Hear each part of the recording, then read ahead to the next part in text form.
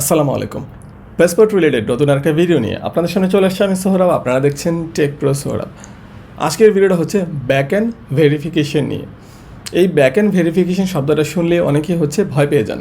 Actually এটা কখন ভয় পাবেন কখন পাবেন না, কতদিন নর্মাল এটা থাকা এবং কতদিনের বেশি থাকলে আপনি পাসপোর্ট অফিসে যে কথা বলবেন, এগুলো নিয়ে আজকের ভিডিওটা। সো আপনার যদি এই ব্যাক এন্ড ভেরিফিকেশন রিলেটেড কোনো কনফিউশন থাকে, ভিডিওটা মিস করবেন না।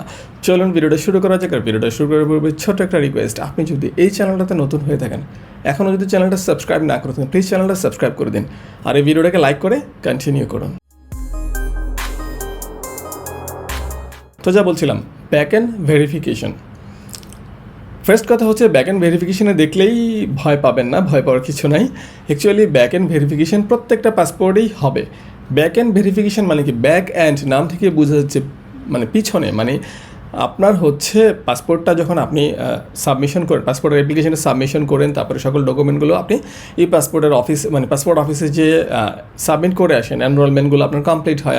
আপনার চোখের রেটিনা দেন, আপনার ফিঙ্গারপ্রিন্ট দেন, আপনার ছবি তোলা হয়, আপনার সিগনেচার করা হয়, এগুলোর পরে এনরোলমেন্ট শুরু হয়ে যায়, তাই না?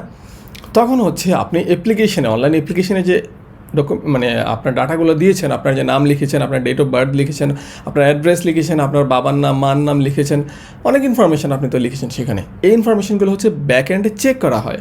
কার সাথে চেক করা হয়? আপনি যে সাপোর্টিং ডকুমেন্ট দিয়েছেন সেই সাপোর্টিং ডকুমেন্টের সাথে। লাইক আপনার এনআইডি কার্ড দিয়েছেন, যদি বয়স 20-এর বেশি হয়ে থাকে, বয়স 20-এর কম হয়ে থাকলে আপনি হয়তো জন্ম সনদ দিয়েছেন, জন্ম নিবন্ধন সার্টিফিকেট দিয়েছেন। সো সেই সার্টিফিকেটের সাথে আপনার অ্যাপ্লিকেশন ম্যাচ করে দেখা হয়, ঠিক আছে কিনা।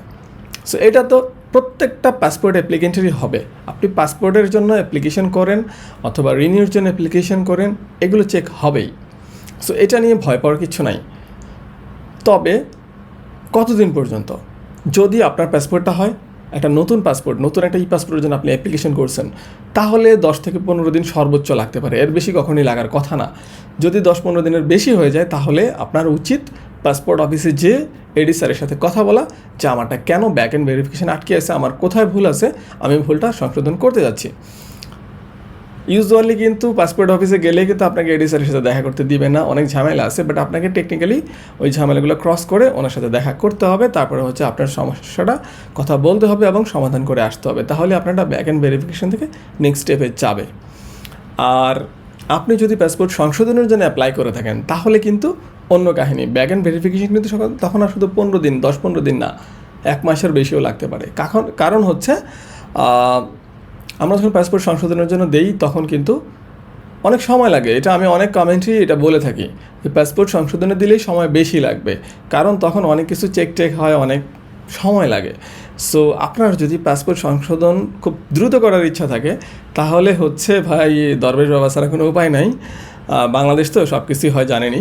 সো যদি ইমার্জেন্সি লাগে খুব তাড়াতাড়ি, বাট আপনার সংশোধন করতে হবে, তাহলে ভাই আমি বলবো দরবেশ বাবা ধরুন, তাহলে তাড়াতাড়ি পেয়ে যাবেন। বাট আপনি যদি অ্যাজ ইউজুয়াল প্রসেসে যান, আপনার নিজে করতে চান এবং সংশোধনটা করতে চান, তাহলে যেগুলো নর্মাল প্রসেস, আপনার তো হলফনামা লাগতে পারে এনআইডির মতো করে, সেগুলো দিবেন। সংশোধনের জন্য যে পেপারস লাগে সেগুলো দিবেন। সব কিছু দিয়ে আসার পরেও দেখবেন আপনারটা অনেক দিন ধরেই ব্যাক এন্ড ভেরিফিকেশন আটকে আছে। এটা নর্মাল, এটা স্বাভাবিক যদি সংশোধনে দিয়ে থাকেন। আর সংশোধন না হয়ে থাকলে, নতুন হয়ে থাকলে তো বললামই 10-15 দিন ম্যাক্সিমাম, এর বেশি থাকবে না ব্যাক এন্ডে। সো ব্যাক এন্ড ভেরিফিকেশন নিয়ে অ্যাকচুয়ালি ভয় পাওয়ার কিছু নাই। আপনার যদি সকল ডকুমেন্ট আপনার অ্যাপ্লিকেশনের সাথে ম্যাচ করে ওকে থাকে, কোথাও আপনি ভুল না করে থাকেন, আপনারটা ব্যাক এন্ড ভেরিফিকেশন থেকে চলে আসবে। ব্যাক এন্ড ভেরিফিকেশন মানে তো চেক হচ্ছে, চেক হইতে সমস্যা কি? যেহেতু ব্যাক এন্ড ভেরিফিকেশনের কথা আসতেছে, আরেকটা জিনিস কিন্তু আছে আমাদের, হয় ফ্রন্ট এন্ড ভেরিফিকেশন। সেটা কোনটা? সেটা পুলিশ ভেরিফিকেশন। সেটা সামনাসামনি ভেরিফিকেশন হয়, আপনাকে ভেরিফাই করে পুলিশ। আপনি যে ইনফরমেশন দিয়েছেন, আপনার যে নাম লিখেছেন সেটা আপনি কিনা, আপনার বাবার নামটা সেটা আদৌ আপনার বাবা কিনা, আপনি যে অ্যাড্রেসটা দিয়েছেন সেটা আপনার অ্যাড্রেস কিনা, এগুলো কিন্তু পুলিশ ভেরিফাই করে। এটাও কিন্তু একটা ভেরিফিকেশন, এটা ফ্রন্ট এন্ড ভেরিফিকেশন, এটা পুলিশ ভেরিফিকেশন আমরা বলে থাকি। আর ব্যাকএন্ডটা যেটা তো বললামই, আপনার ডকুমেন্টসের সাথে আপনার অ্যাপ্লিকেশনটা ম্যাচ করে দেখা হয়। বা আপনার যদি পুরাতন পাসপোর্ট হয়ে থাকে, আপনি রিনিউ করতে চান, সেক্ষেত্রে আপনার এমআরপি পাসপোর্টের সাথে আপনার যে অ্যাপ্লিকেশনটা এবং আপনার এনআইডি কার্ডটা বা আপনার জন্ম নিবন্ধন সার্টিফিকেটটা ম্যাচ করে কিনা, এগুলো মিলিয়ে দেখা হয়। সো যদি সব কিছু মিল থাকে, আপনার টেনশন আর কিচ্ছু নেই, আপনি নিশ্চিন্তে ঘুমান যদি মিল থাকে। আপনারটা ব্যাক এন্ড ভেরিফিকেশন থেকে চলে আসবে। বাট যদি গরমিল থাকে তাহলে ঝামেলা আছে, আপনার টেনশন নেওয়ার কারণ আছে। তখন আপনাকে চেয়ে সংশোধনের জন্য বা যাই করেন না কেন পাসপোর্ট অফিসে যেয়ে কথা বলে এগুলো সলভ করতে হবে, আদারওয়াইজ এটা ব্যাক এন্ড ভেরিফিকেশন আটকে থাকবে। আশা করি বুঝতে পারছেন ব্যাক এন্ড ভেরিফিকেশন জিনিসটা অ্যাকচুয়ালি কী হয়। সো যদি ভিডিওটা ভালো লাগে, যদি ইনফরমেশনটা উপকারী মনে হয়, অবশ্যই ভিডিওটা লাইক করে যাবেন। আর এই চ্যানেলটা যদি নতুন হয়ে থাকেন প্লিজ চ্যানেলটা সাবস্ক্রাইব করে পাশে থাকবেন। আমি কিন্তু নিয়মিত ঠিক রাত 8টায় পাসপোর্ট রিলেটেড ভিডিও আপলোড করে থাকি। এছাড়া পাসপোর্ট রিলেটেড যে কোনো প্রশ্ন থাকলে আপনি করতে পারেন, কমেন্ট সেকশন ওপেন আছে আপনাদের জন্য।